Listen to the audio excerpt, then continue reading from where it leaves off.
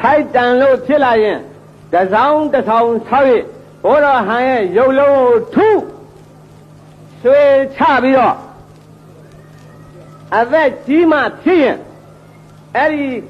ရင်ဝင်ထဲမှာငါရွှေဆင်းသူကိုပြုံးနဲ့ထည့်ပြီးမှမြေကြီးတဲ့ခေါင်းချမယ်ဆိုတာမှတ်ထားအဲ့ဒီဘဝမျိုးကိုရောက်အောင်ကြိုးစားကြပါဟမ်ငါလည်းကြိုးစားမယ်ဟုတ်လားဒါကြောင့်ဒီဆေးတော်ကိုကိုဖိုးဟန်ကျိတ်သွားတဲ့ဆေးတောင်ကိုအဖေရဲ့အကာတော်ကလေးခွင့်ပြုပါအတောင်အကြီးရဘယ်သေးလဲတရားဟာ80လောက်ပါအစရှိသည်ဖြင့်၎င်း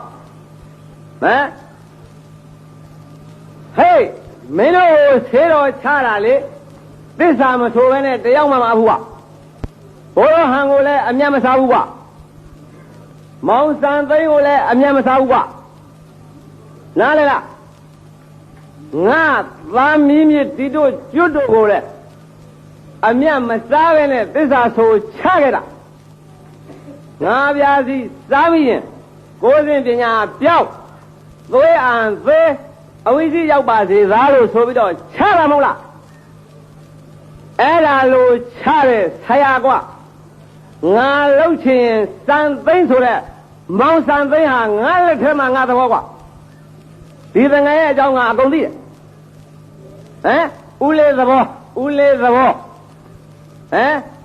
အတောင်းတစ်ထောင်ရှိရင်ပွဲရုံကန်းနာမှာပွဲရုံလုံးနေတဲ့ပွဲသားသဘောပေတစ်ထောင်ရောင်းပြီးမှပိုက်ဆံယူပါတတ်နိုင်လား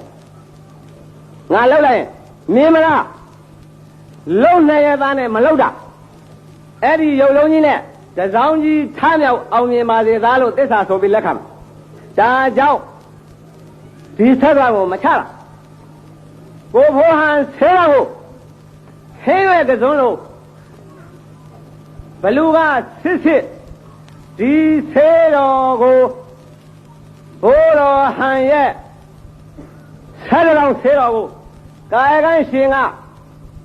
ပြတ်သားသားဂိုင်းတော်အတွက်လူကလေး